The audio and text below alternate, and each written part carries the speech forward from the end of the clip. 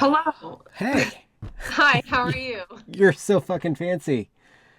Well, Um, I don't know if I'm fancy, but video ready, I guess. Hold on. Let me just change my shirt. I can't be talking Really? to you while in a hoodie while you have that thing on. Hold on a sec. Okay. Is Wait. now still okay for No, this you? is fine. No, I have a slight headache, but I took a pill and I just uploaded a video about a creepy pedophile that's probably going to get me banned from the internet. But It was an interview? no, no. Oh.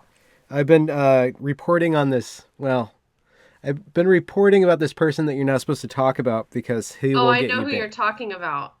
I already know. Yeah. Yeah. And he, they, she are now running for Miss BC, No. raising No. raising money for Miss BC.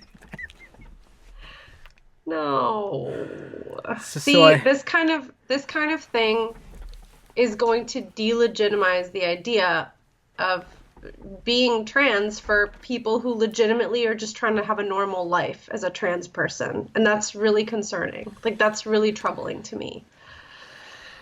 that's one of the reasons why I started doing this series is because I saw a number of very bad representatives of this community. I have a good trans friend. It's very private, and I kept on getting contacted by trans people who were like, "This is not. I just want to live my life. I don't want to Yeah. have anything to do with this." So Yeah, I can imagine. I've been really outspoken about certain things, and I'm realizing at some level that doesn't accurately represent the work I do, right? Because what I say opinion wise is not a necessary reflection of how I work with a client, right? Like, I have the opinion that um, we should help people align with their birth sex if possible. But I have lots of clients who are trans identified, and I don't push them at all on that. Like, we just help them bolster other important aspects of the self, like how to be more confident, how to be more flexible, and like, so it's not necessarily true that the opinions I state online always reflect the work I do clinically. hmm. And that's tricky because if a client finds my opinion piece, let's say, that I've written on my blog or like a video, that can certainly color their perspective of me, and that may not be accurate to the work I would do with them. Hmm. So it's really tricky. So I'm trying to speak with different people and get different perspectives on how to balance these things if that's what I want to do, so that I can figure out, like, for me, based on what I want, based on like my character, my personality, how do I want my online presence to look? Yeah, yeah. Well, what do you So, think about resources online that do some work for you, do some pre-work for you, like sorting media that provides a different set of opinions and views that then helps somebody deal. Is that possible, or does the well, therapeutic kind of conversation have to be a conversation? um, I think this is a new question. Like, I don't think we have a solid answer for that because the online media presence is a new thing for psychotherapists, you know? Um, if I think I understand your question, like, there are a lot of therapists who have a YouTube channel, right? And they talk to prospective patients or clients and they say, hey, if you're struggling with anxiety, here's like 3 things you can do. And Mm. those, of course, are not super controversial areas of inquiry, but for people who work around gender, there are some gender therapists who seem to have a prominent practice where they make videos about gender identity. They talk about their own personal gender identity, their like top surgeries and things like that. So, I mean, there are clearly people who are creating an online persona that's quite intimate, actually, Mm-hmm. and certainly goes beyond the realm of like therapeutic advice. So, I mean, I know that exists. I don't know if that's the direction I would necessarily want to go into, Is but it I think always in the something affirmative? from what I've seen, yeah, and Yeah. I that is what it seems to be. And what I'm doing, at least with like my videos for parents, because I don't have any videos right now that are geared towards teenagers, but in my videos for parents, I give alternative advice that is a way to help support your kid, listen empathetically, get a dialogue going that's not necessarily a direct challenge to their identity, and it's not necessarily like a cheerleading affirmation like, yes, I believe you're literally a male. It's more just like, that's interesting, tell me more about this identity, what does this mean to you, why do you feel like this is better for you than this? So the types of advice I give to parents is a good reflection of my perspective, but I'm starting to think it might be useful to create some sort of platform where I can talk to teens themselves, so that if I do have, let's say, an opinion, interview type thing like what we're doing, it's buffered within the context of a lot of very supportive videos that teens might see. Mm-hmm. So like if I do decide to go down the route of being visible, more visible online, I would want to make sure that what I say is actually a representation of how I work one-on-one with patients, and not so much just like me as an individual kind of sharing frustration about the field. Like, Yeah. I don't want that to be the main thing that I'm seeing doing online. Yeah. If that makes sense. Yeah, maybe that would be something you can do when in a different period of your career than what you're doing now, than where you're at now. Yeah, I mean, I'm sure when I'm older, like many of the clinicians who are really speaking out, they're either retired or they don't work in the field anymore, and they're able to be much more candid about their opinions. And I think, I mean, this is a trait that's gotten me in trouble for most of my life, but I'm pretty candid regardless, and I don't often think about like the optics of it. Mm-hmm. So I'm tailoring that, and I'm kind of trying to rein it in so that I'm representing myself accurately and not just like me ranting about stuff on the internet. Well, there's different layers to this, because there's the parents who would find your videos, the teens that would find your videos, and then the ideological opponents who would find your videos and don't want you. I don't know what they're scared of or what they're mad about. I guess there's allegations that you could be performing, what's it called, conversion therapy of some sort. Yeah.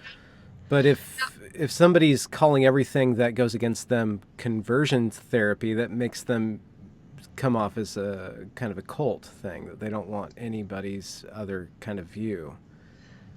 Yeah, I mean, the work I'm doing is actually, I mean, to borrow a term from like sexuality, it's very vanilla. Like the type of therapy I'm doing is very vanilla. It's like pretty standard. Like you're doing a thorough assessment of a client long term. You're looking at their history back many years. You're thinking about comorbidities, other types of psychological or mental health issues that might be kind of contributing to their discomfort.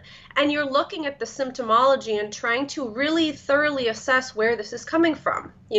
For example, people who have a body image disorder or an eating disorder, the symptomology is going to look very, very similar to what we describe as gender dysphoria. So the work I'm doing is really just a careful analysis of a person's kind of presenting concerns. And so to call what I'm doing conversion therapy, it kind of is an attack on therapy at its most basic kind of ethical standards of practice. That's the weird thing about it. That's the weird thing about these accusations.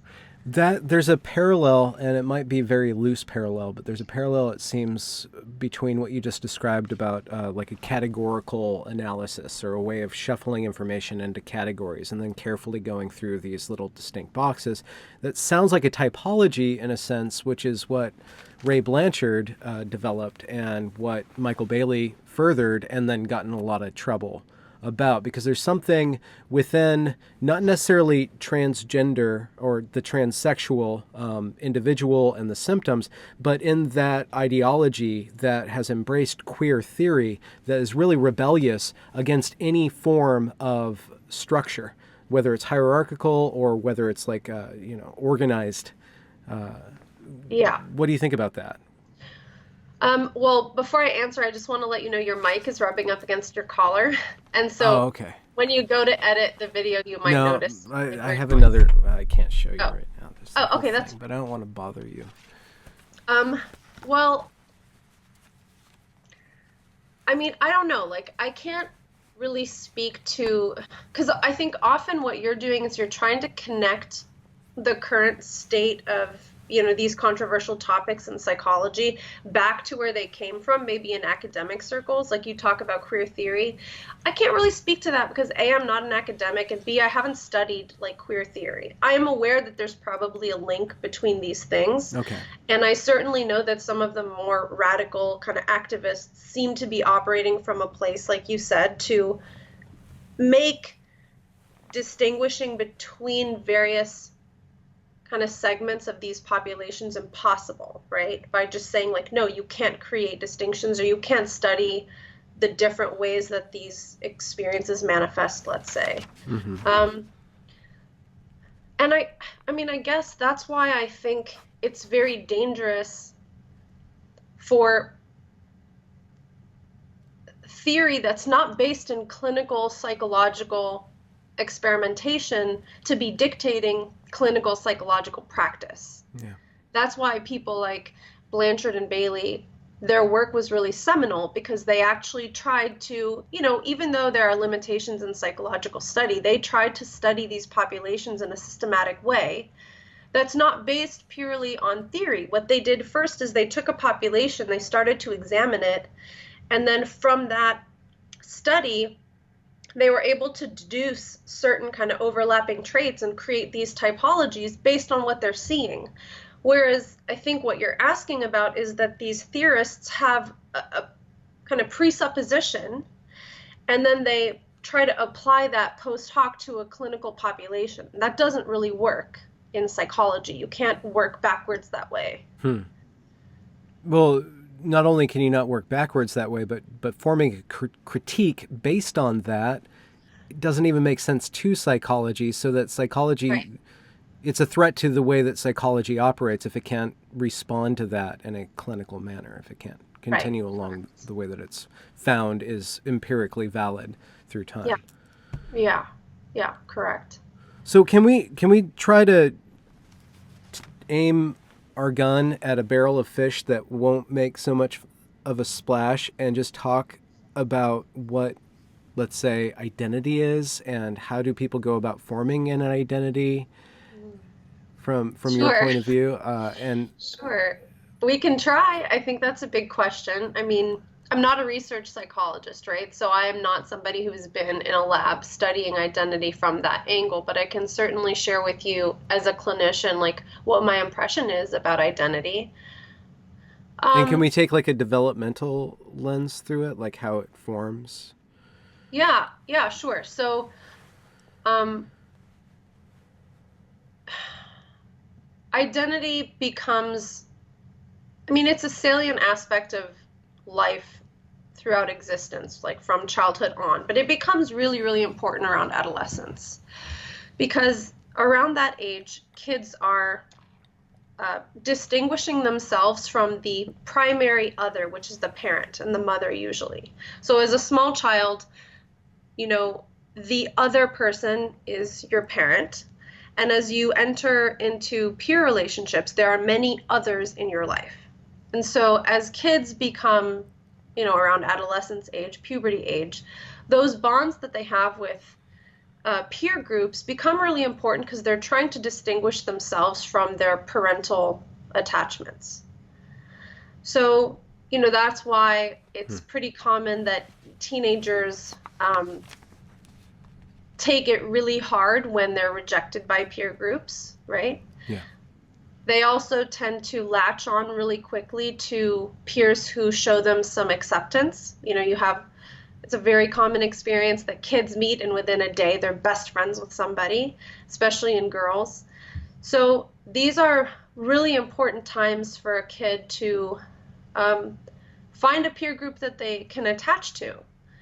And when a kid is challenged in that way, of course, it makes them vulnerable to attaching to kind of any peer group that comes along. And again, like to go back to the fact that my work is pretty vanilla, this shouldn't surprise anybody because this has always been an issue. Kids are vulnerable to, getting mixed up, what we'd say, in the wrong crowd, or like doing things that are very rebellious in order to feel like they fit in. So, identity at that age is kind of fickle in a way. And so, it's an interesting time today because kids are looking for identity outside of the kind of real life interactions that we've had as humans. Like, this is the first time really in history where kids' identities are being developed largely online in a disembodied, screen based kind of social network. Hmm. And we don't have a lot of research about what that means and how that's different from being on a playground, or being within a school, and that's the only kids you can interact with. Yeah. When you have a whole world available to you online, and identity is also really being discussed very explicitly, whereas I don't Yeah. think that's been the case in the past, like we've always had kids who identify with certain groups, but they're not using the word and they're not really focusing on it so explicitly. Yeah. Like when I was a kid, some kids got really into like grunge and they would like dress like their favorite artists, or some kids wore like all black, and but they weren't sitting there saying like I identify as this or this or that. It was just kind of a natural, outcropping of what it means to be a teenager and trying to find where you fit in. So when identity actually becomes a focus that we explicitly discuss, I'm guessing that that throws a wrench in the natural way that identities develop and change over time.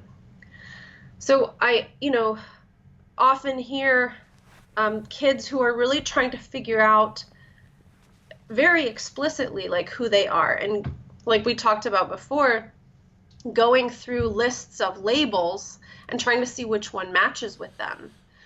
Um, and that's different from just kind of naturally falling into a certain peer group and starting to attach to that peer group or dress like that peer group or identify with some of the behaviors of that peer group. So I don't really know. I don't really know what the outcome of that is, but I Yeah. imagine it's really throwing a wrench in how identity tends to develop.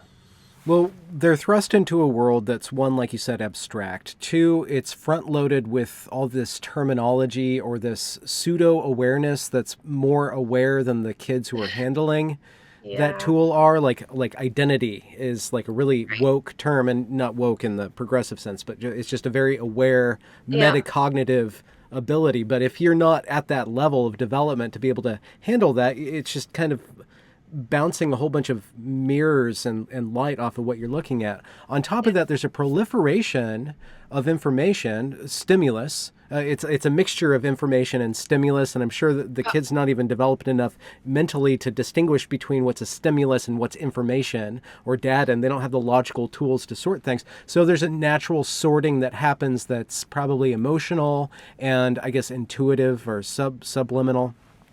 And then that sorting takes on like this really chunky, cartoonish manifestation, like just back to basic tribal thinking. Like Yeah. there's the cool kids, the uncool kids, the queer kids, this kid, that kid, and it's like high school drama or like a high school drama movie Yeah. where everybody's got like these kind of groups that from the outside you can see what they are, and then there's that Yeah. weird kind of that Yeah. weird stuff drawer over Yeah. here. Yeah.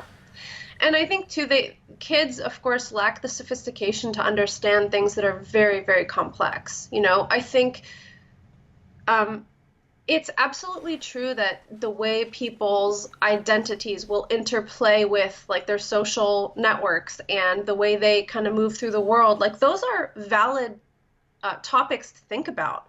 But when you take a 14-year-old who's just not going to be able to understand all of the complexity around that, and you start attempting to teach them about identity at that age, of course it's going to become something that's too simplistic and, like you said, kind of cartoony in a way. Like, for example, I was working with a client who was from kind of a middle class white family, and in her school she was learning about racial identity, and she also had a Mm. part-time job.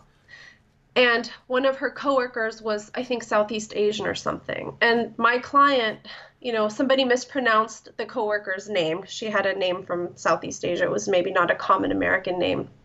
And my client said something like, oh, I just felt so bad for her because people from that culture are so oppressed, and like I just felt so bad for my coworker. And, you know, I thought it was Hmm. interesting that there's obviously a grain of compassion there that I think is coming from a good place. But obviously, it's Yeah. not that simple that just because somebody Yeah. exists in a specific identity category, that their entire existence can be boiled down to like either they're on top or they're on bottom, you Yeah. know? And as a person who myself probably falls into some identity categories that are maybe underneath some others, if you're going to buy into that hierarchy, Yeah. it's not that simple. You know, you can't just like measure people up against one another and then determine who you feel bad for and who you don't. It seems like they're handed through, I don't want to get too political, sorry, but through the social justice doctrinaire handbook that they're handed at school, they're given all these kind of emotional responses to real world events. And they're taught to express pantomimes of actual compassion, like pity. It's a pantomime of Yeah. empathy. You don't really know what that other person's going through, so you kind of categorize them and then you make this show. And at that age, I don't know if you can do anything other than signal virtue when you are signaling. There's more signal than information in what you're doing because you're playing, you're trying things out, you're fitting things on. Not to say that you can't be authentic when you're that age, but like a deep, rich emotion is going to be very rare, Yeah. especially if it's already front loaded in, when they're given all these tools in school to act or behave this proper way. That's Yeah. kind of And they're not given tools to really think about these issues in all of their complexity and multidimensionality. They're really only taught to look at it from this very hmm. like again, hierarchical positional based structure, whereas really, I mean, anyone who studies multiculturalism knows it's much more complicated than that, and it's not just a simple like Hmm. oppression and oppressor narrative.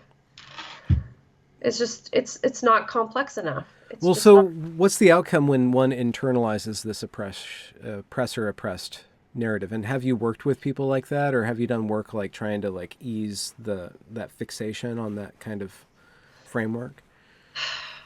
You know, what can be useful in this work, like of course that conversation was quite peripheral to the real conversation that I was having with that client, right? That wasn't the Yeah. crux of our conversation, was how she felt about her coworker. But in times when this does become salient is um, clients who have come to believe that there's only one way to be addressed in order for your humanity and your dignity to be upheld. And that's of course really troubling because we that locus of control question, right? We can't control necessarily how others view us. And if our sense of dignity or humanness or worth is tied up into that, it's very disempowering. Mm-hmm. So sometimes I work with clients on, um, you know, how can you as a person develop the strength and flexibility to actually feel okay in multiple environments? That will benefit the client. So that might be a way that we'd work on that, though it's not so much like an ideological debate about the idea of Yeah. oppressor and oppression. Huh. It's more like what psychological tools would help you as a person to expand your world and have a greater set of options of like where you can go and be comfortable, who you can talk to and feel okay. Where is your sense of worth coming from? Is it something that resides within you, or is it something that's dependent on others? And that can be very useful to work with people who do feel, let's say, like they're being misgendered or they're being marginalized. It can actually be very powerful to say, well, wait a minute, let's not get stuck on this idea. It's not necessarily true that you have to feel a certain way when a person speaks to you in a certain way. Mm-hmm. And I think I've heard you talking with um, who was it? There's a trans person that you interviewed that talked a little bit about this, how in different environments she knows that people may view her one way or another, but that's not going to be Mm-hmm. um, a reason to feel terrible about herself. Yeah, or an excuse to lash out. Right, right. Which is the funny thing.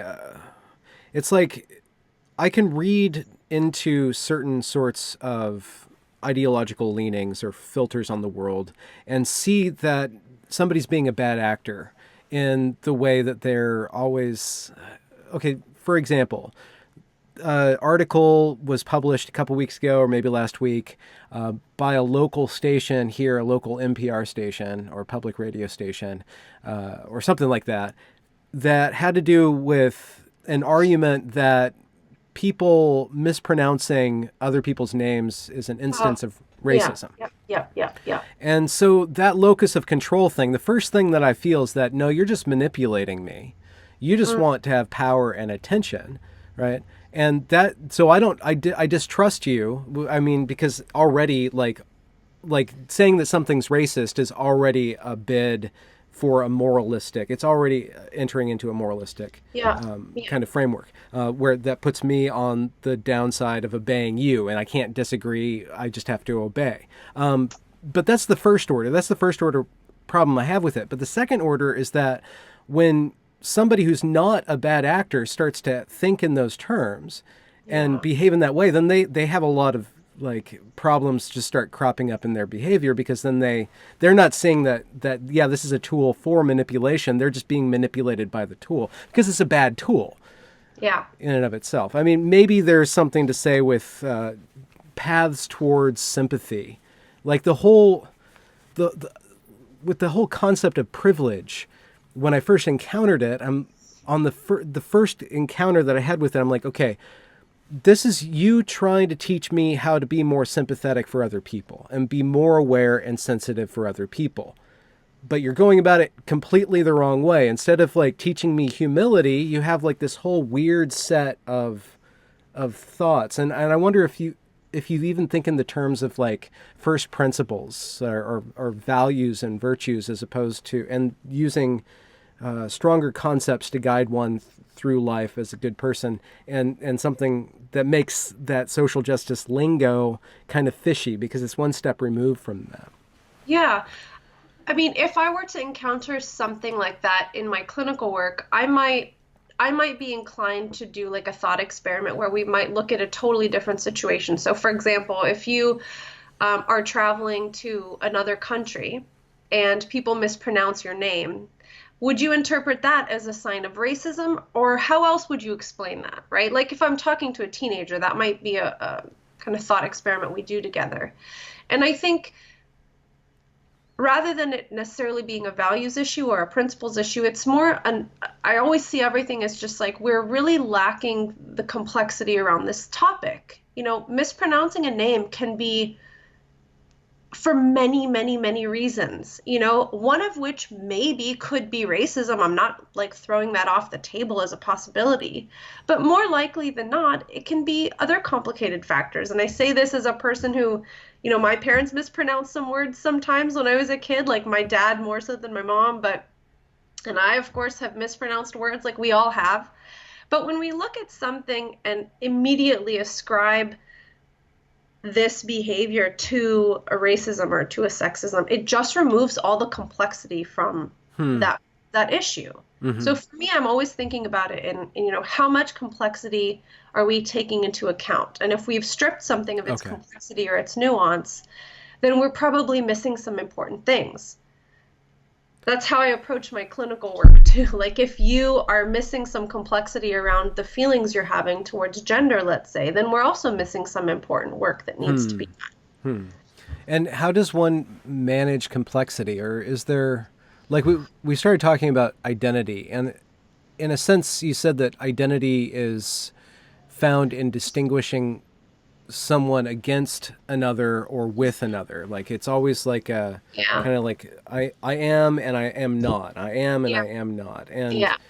And as one grows older, maybe for me it just feels like eventually you kind of let go of the scaffold of identity and you're just yourself. And that's one argument I have not had about gender, let's say. It's like we put so much weight in this gender concept that it starts to ruin everything else. It starts to seep into everything else. And you start to see, let's say, sexism everywhere when, yeah, we need to reduce sexism, but sometimes you make the monster bigger by focusing on it in a way. But Yeah. Well, I mean, I think this question reminds me a bit of something that they talk about in the coddling, which is, they refer to something called problems of progress. Hmm. And they say, when we Yeah. look at, let's say you take a country or a culture that's in the middle of a war time, for example, what they consider violence, if they're seeing like, egregious violence around them all the time, the threshold is very high. But then if that culture kind of transfers into a more peaceful time, the tolerance for what they consider violent behavior gets lowered a little bit. Hmm. And that's a good thing, of course, because we want to be moving towards a society and a culture that's less violent and less sexist and less homophobic and all this stuff. But that also means our bar for what we consider, sexist language or sexist behavior has Hmm. gotten lowered by a lot. Hmm.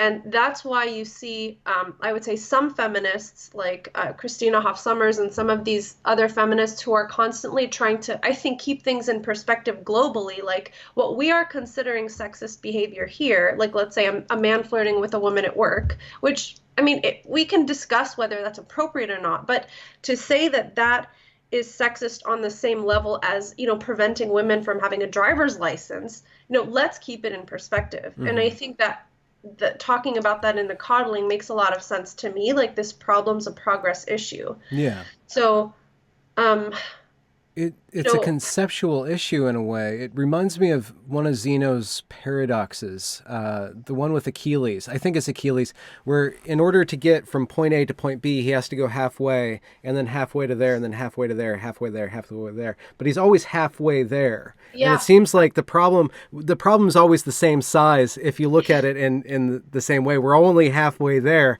but yeah. by forgetting or it's a weird perspective issue. Well, it's like there's no end point Yeah, when you look at it that way. I mean, we yeah, could go on in for an infinite number of years constantly of refinement. targeting Yeah, the next less egregious behavior as being a sexist behavior or a racist behavior or whatever the case may be. And, I would say we probably need both sides of this debate because I think yeah, to some degree we can't abandon the striving for a more egalitarian society. We should always continue being conscientious about that. yeah. But we also need people who are standing on the kind of other side of that debate saying, let's keep it in perspective. Maybe this is not really as terrible as we're making it out to be. But I think we need both of these sides so that we don't end up going too far in either direction. I've Hmm. heard Jordan Peterson kind of talking about this, that we actually need both sides of the political spectrum, let's say, so that it doesn't, devolve into some kind of like extremist version of either party. Yeah. It seems it it like back to what we were saying with identity, or some sort of political action, like a progress or the dismantling of systems of oppression. Let's say like that. It just seems like there's a way to do it that's artful and that keeps in mind that balance. And so the balance itself has to reside outside of the problem, outside of the debate, even between what's good enough and what's not good Yeah, yeah, enough. And so I take kind of, I guess it would be a psychological or even perhaps spiritual way of thinking about it, where I have to go and see, am I living my life good? Do yeah, I have a good relationship to my what's outside of the world, whatever you want to call that, yeah, but do I have a good relationship between me and myself, me and that which is above the world, and then me and the world can start to come into alignment yeah, after I get those other two things figured out. yeah. Well, I mean, that's the question of where are we personally responsible? And I think that can get very tricky with Hmm. this identity politics issue because there's kind of this thread running through that removes responsibility from one party depending on where they are positionally speaking. Hmm. And, you Oh know, yeah. that can be true, I think, in certain clear cases, but the idea that everything kind of works together means that everyone has to be conscientious of their own attitudes, their own behaviors, the way they may or may not be contributing to a specific dynamic between people. So, Hmm. um, I think that's what I'm seeing a little bit with I watched a comedy special recently of Amy Schumer, and she Okay. was very like there were parts that I found very funny, but then there were parts where she was really being quite mocking towards some of the arguments that people have been making about men's position in culture right now. Hmm. And she was being very kind of infantilizing and really making fun of any complaints that men might make. And I can understand why, there might be like this kind of backlash happening, but that makes me wonder, like, are we really conscientious about how that attitude is going to impact other people? Like we can't just Hmm. say, well, because this has been done for X amount of time, we now get licensed to be really ugly and alienate like whole groups of people because that's how we got here in the first place. So um, I think your comment about making sure you're right with like whatever's above and like with the world around you, that speaks to the responsibility we each kind of Yeah. have to make sure we're just being conscientious about what we're putting out into our culture and our society. Yeah, it kind of goes back to a Buddhist concept. I'm probably mangling it, but about samsara and about like just engaging with the back and forth and kind of losing yourself in the correction. Let's say. Yeah. Let's say if Yeah. Yeah.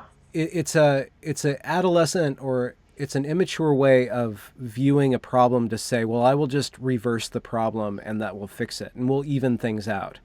Yeah. Equality is a Yeah. very crude form of morality. And I mean equality taken to the sense like because men have statistically been in power, statistically are abusive and this and that way, and much more easier to measure how they're abusive and how they've screwed up the world.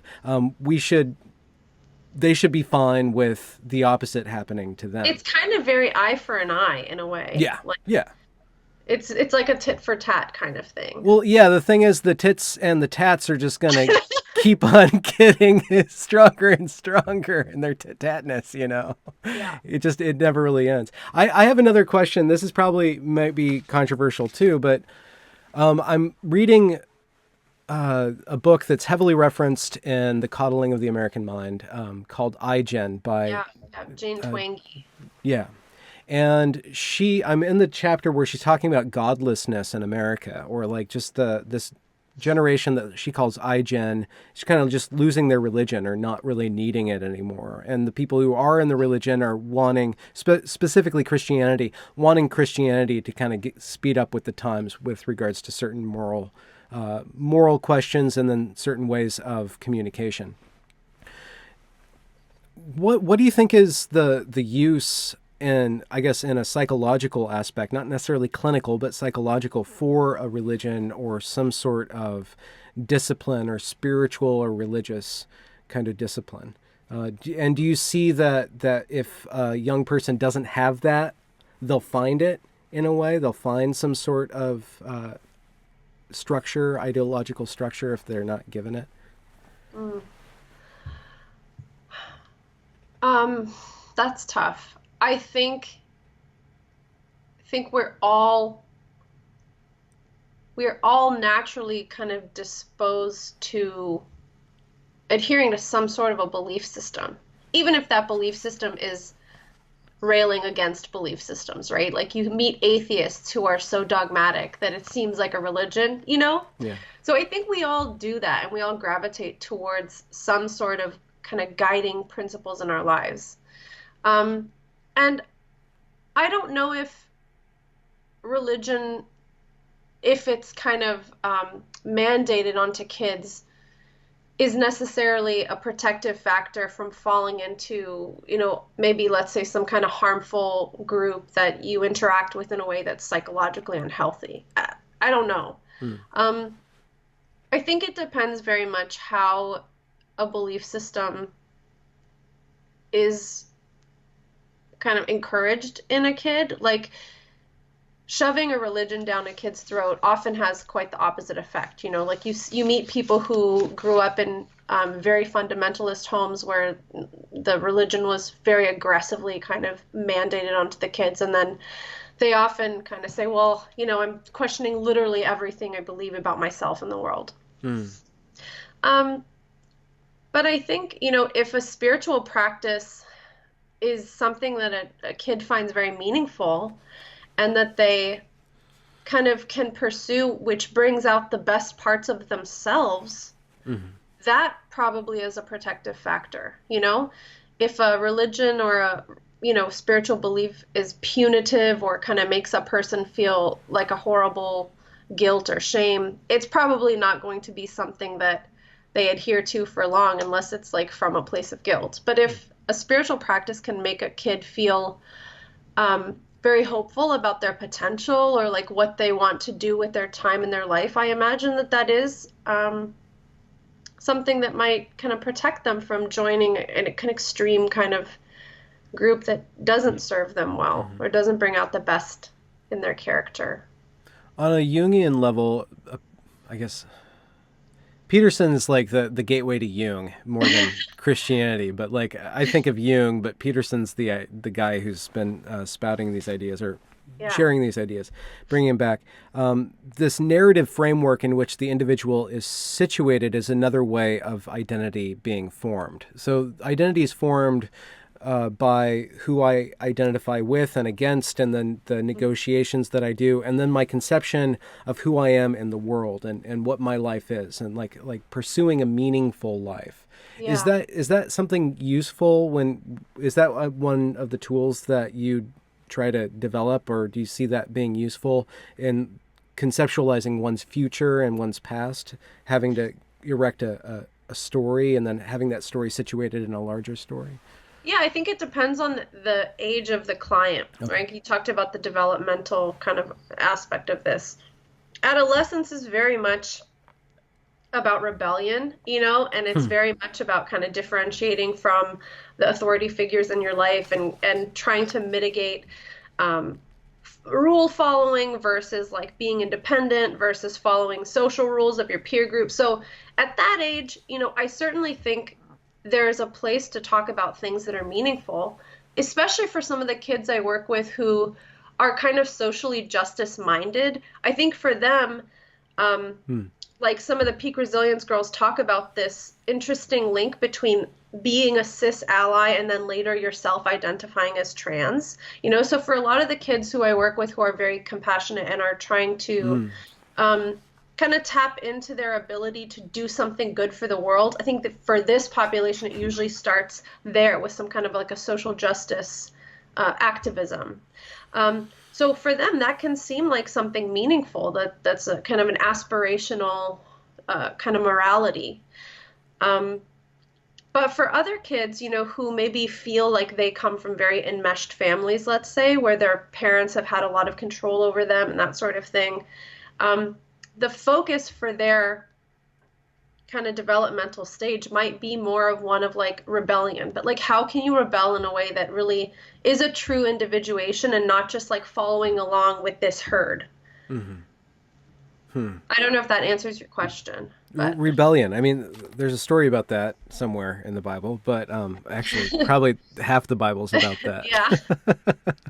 I I remember I grew up in a religious home. My father's a pastor, and at some point, like, yeah, I rebelled or whatever. But whenever I go back to the Bible, I still hear his voice in it, and it's still like hard because that his voice is so filled with conviction that it's hard for me to see around his conviction to see the actual text anymore. So like Yeah. it still forms a block, and I really need to do a lot more growing up in my life.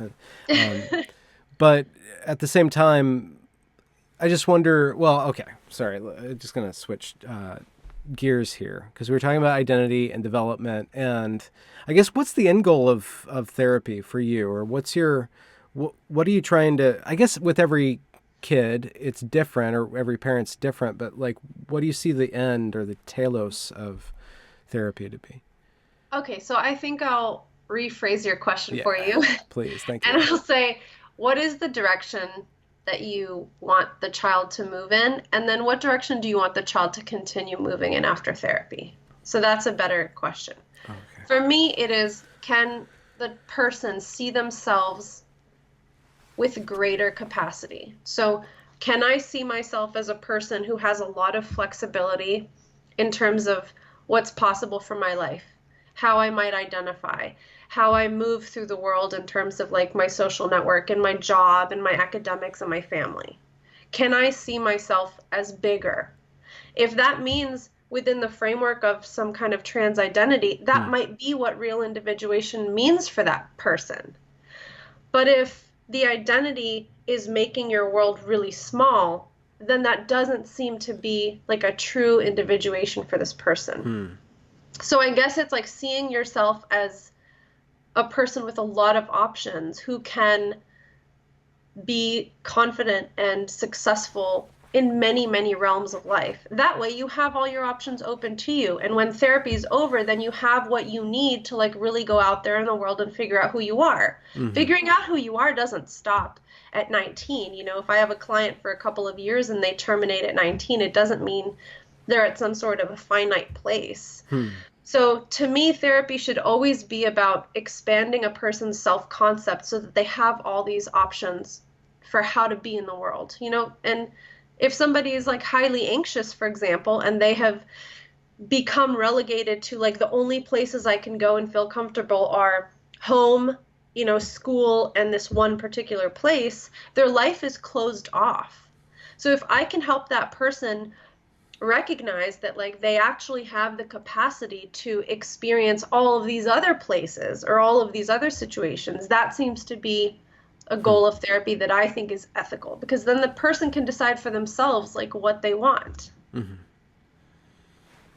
And identity seems like there's this trick between identity being something that is and something that it's not. So it's a rung of your identity with regards to, we can replace trans with anything else, like any sort of identity. Trans just stands out because it's it's pitted against like a lot of biological information, so it really Yeah. stands out. And so if one does indeed engage with that as a part of their identity, they're setting themselves up for a lot of work that they're going to have to continually do on a physical level. But any sort of identity, whether it's a physical identity as a white person, a black person, a cultural identity as, you know, a grunge person or a punk person, that's just one rung in which the individual negotiates or strikes up a negotiation between themselves and their environment, right? Yeah. Yeah. And Yeah. so the trick is in giving it its due, but not giving it too much power, I guess. I mean, focusing exclusively on your identity labels, I think inevitably is going to close up your world Hmm. because it's going to heighten your otherness compared with people around you. Hmm. And I don't know if that's necessarily useful. You know, like if if I became really obsessive over my cultural identity and I Yeah. framed all of my daily interactions from a question of like how does my ethnicity impact this or that situation, Yeah.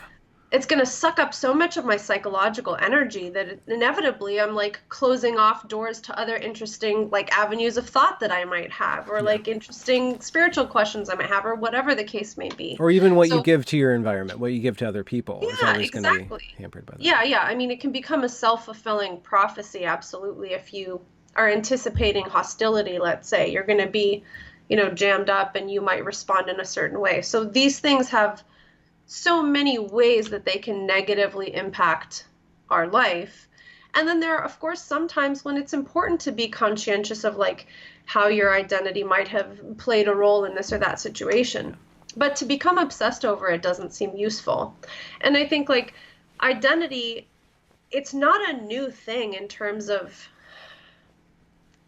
it being real. Like Hmm. people's identities have always played a part in their lives, but I think the way we focus on it, it's like a meta focus of identity that doesn't need to be so Hmm. front and center. Yeah.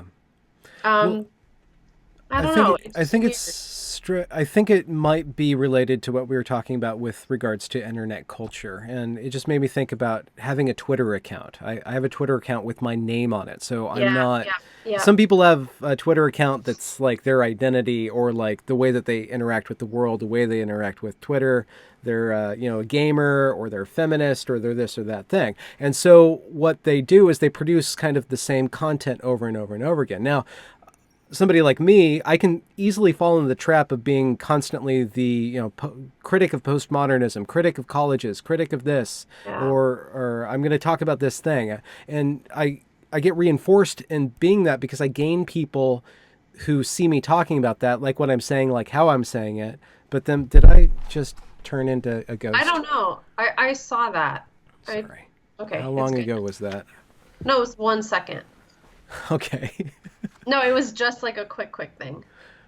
My point is that I can be reliably one thing, and somebody who talks about one thing and has a certain position, and I can gain entry into people who think and talk that way, or I can enter into a very much more risky way of engagement of, instead of being reliable, I become variable. And I have to be very careful when I'm variable, because I'm invariably going to be pissing off people who are following because I'm talking about one thing, or I'm in one position, I'm in another position. I For whatever reason, I'm trying to do this thing where I can be critical of feminism, get a lot of internet points, and then I can be an ally of feminism and get a lot of points. And I can be a critic and an ally, and I can go from one topic to another. I can be critical of a trans person, and I can be completely accepting of a trans person. And because I'm not critiquing their transness, I'm not critiquing feminism, I'm critiquing behavior. I'm critiquing ways in which human Yeah. beings are being good or bad actors. And Yeah. it's a tricky thing to do. It's so funny because what you're saying, I think, is probably a very ancient way of evaluating people and judging people. Because, before we had, I mean, this is going to be a little, this is like not my realm, but I'm just going to throw it out there. Before we had written language and people had to, like, write down, I am so and so, I represent this institution, I come from this church or whatever, we had to evaluate one another. I mean, based on tribes, but also based on interactions and behaviors, right?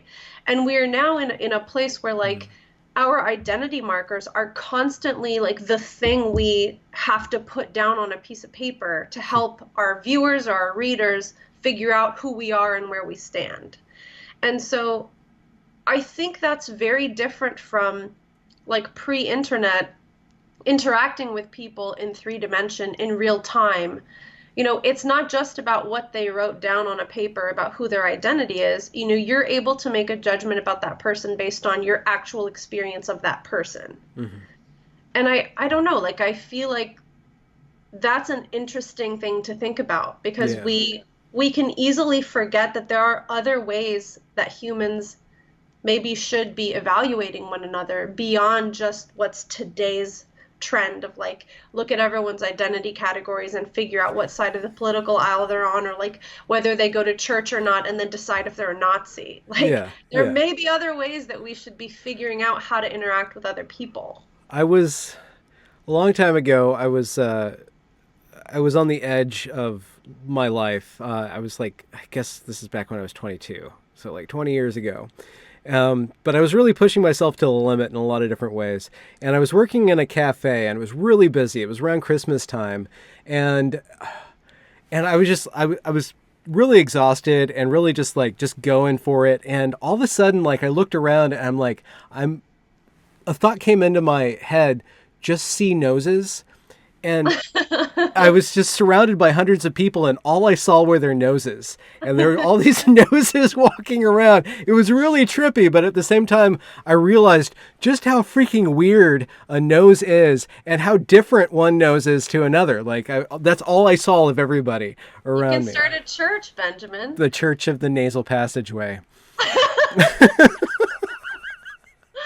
Yeah, I think that's a great way to evaluate people. You can.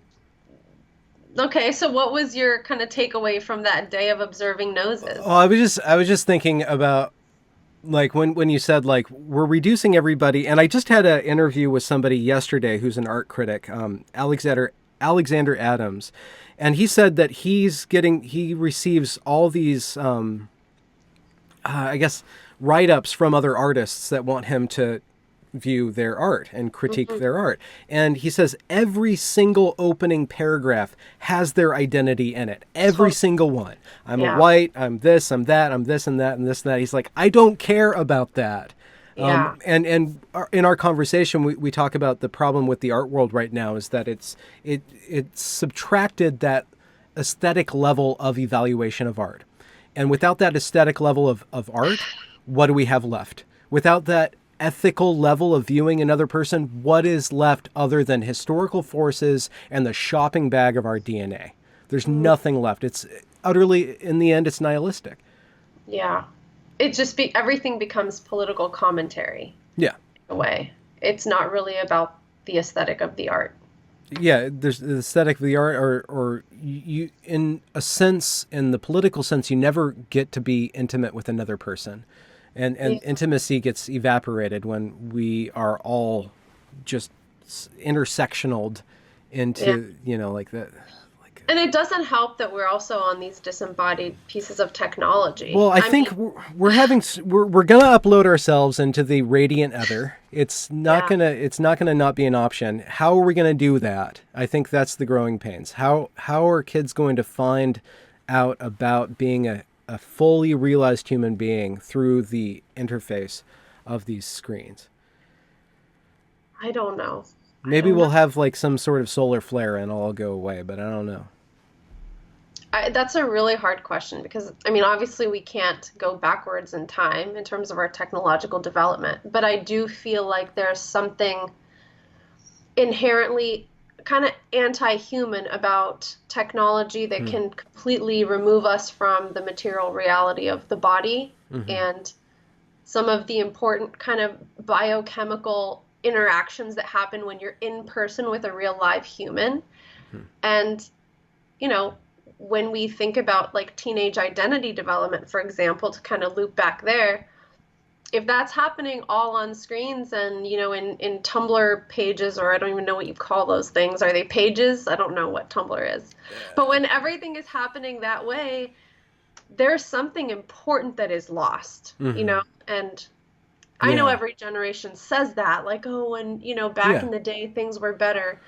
But we don't know evolutionarily what happens to humans when all of our interactions are like this. We Yeah. just Or don't know. yeah.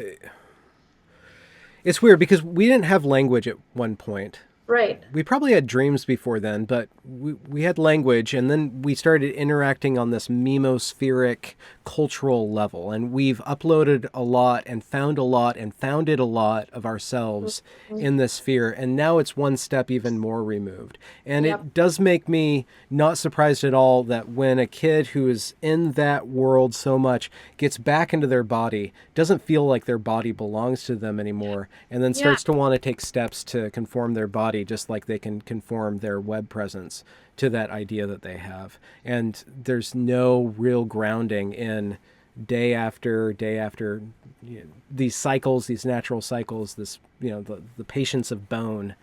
It's all Yeah. just like the flutterings of neurons. Yeah, totally. It's very much, and what's interesting too, this population, at least on my caseload and the parents I've talked to, they tend to be very, very gifted, highly gifted kids. Yeah. So Hmm. they're already inclined to kind of intellectual curiosity, and they like to play with abstract concepts, and they're prone to getting very cerebral. They can get stuck in their minds very easily. Hmm. And so it's not like a giant leap if that's your tendency to feel very disconnected from the viscera, you Hmm. know? Um, so it's very interesting to think about all of these factors that come into play.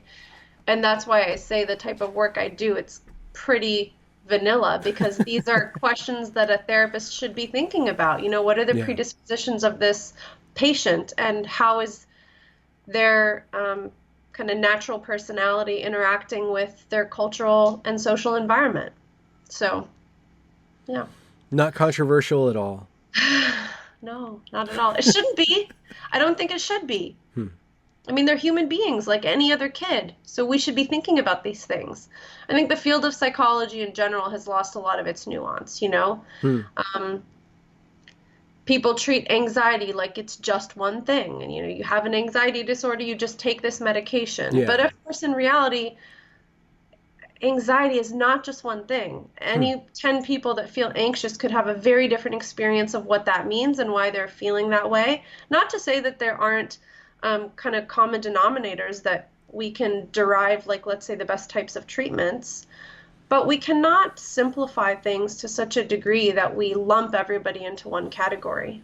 Yeah. It's very, very difficult to conceptualize a three-dimensional world. I mean, we Yeah. live in it, but when we start to conceptualize things, we flatten them down. And like you say, I guess we have to resist or be humble enough to realize that there's always more depth than we can see at first glance or even at several glances in. Yeah, and also, I mean, I frame things from curiosity a lot with my kids that I work with. Like, if we were really curious about this, what else is going on? Let's be curious about this angle of it or this angle of it. So rather than beating people down and saying, become more humble, I might say, let's actually be really Okay. curious about how interesting this might be if we look at it from this or that perspective. Oh, you're clever. Thanks. Well, you work with teens, so you have to make sure to kind of draw on the best versions of themselves, and they can Yeah. certainly be moody and grumpy, and you don't want to be like a reprimanding figure or condescending because teens are often they feel condescended too. Yeah. So I always try to kind of bring them along to like this exciting, interested place Yeah, where we where they don't. have the power, Yeah, ultimately. Yeah. yeah, for sure.